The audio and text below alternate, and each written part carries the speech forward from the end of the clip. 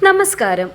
Marshal ആർട്ടിനെ കുറിച്ച് കേൾക്കുമ്പോൾ നമ്മുടെ മനസ്സിലേക്ക് വരുന്നത് ഫ്ലൈയിങ് കിക്കുകളും വേഗത്തിലുള്ള മൂവ്മെൻറ്റുകളും ഉരുക്കു ശരീരവുമാണ്.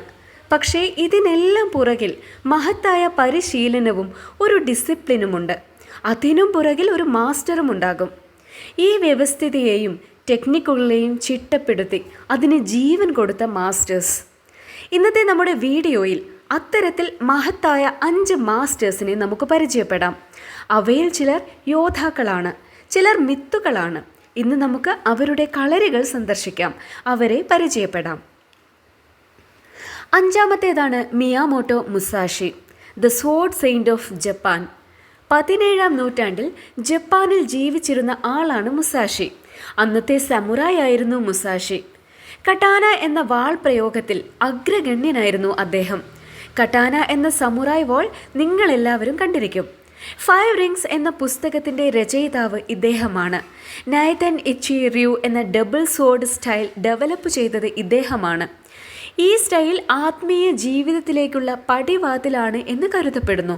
വളരെ സാധാരണ ജീവിതം നയിച്ചിരുന്ന ആളായിരുന്നു മുസാഷി. ഇന്ന് ജപ്പാനിൽ മുസാഷിയെ ആയുധങ്ങളുടെ തത്വചിന്തകനായി ആരാധിക്കുന്നു. 4-ാമത്തെ ആളാണ് ബ്രൂസ് ലീ.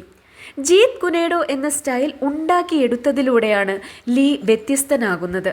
പരമ്പരാഗത നിയമങ്ങളെല്ലാം ലംഘിച്ച് അദ്ദേഹം പുതിയൊരു വിപ്ലവത്തിന് തന്നെ തുടക്കമിട്ടു.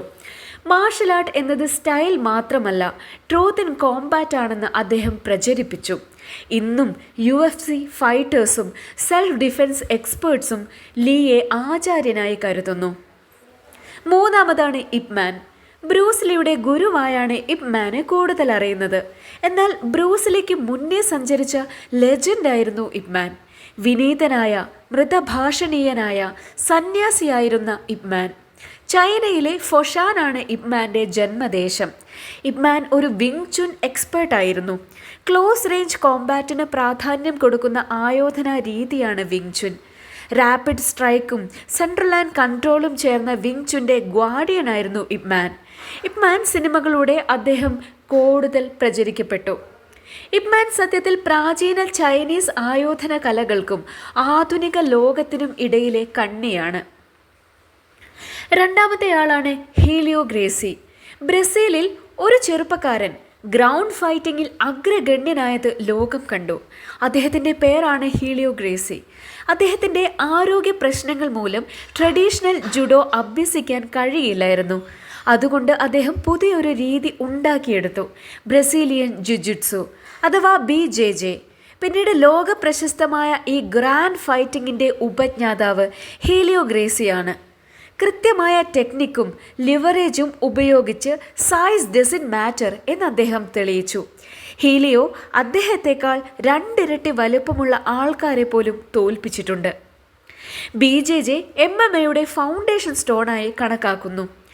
ഓരോ പ്രാവശ്യവും UFC ഫൈറ്റേഴ്സ് ഒരു ചോക്കിലൂടെ എതിരാളിയെ കീഴ്പ്പെടുത്തുന്നത് കാണുമ്പോൾ ഓർക്കുക, അത് തുടങ്ങിയത് ഹീലിയോ ഗ്രേസിയിലാണ്. അദ്ദേഹം ഗ്രാപ്ലിംഗ് അഥവാ പിടുത്തത്തിനെ ഒരു കലയാക്കി മാറ്റിയ അദ്ഭുത പ്രതിഭയായിരുന്നു.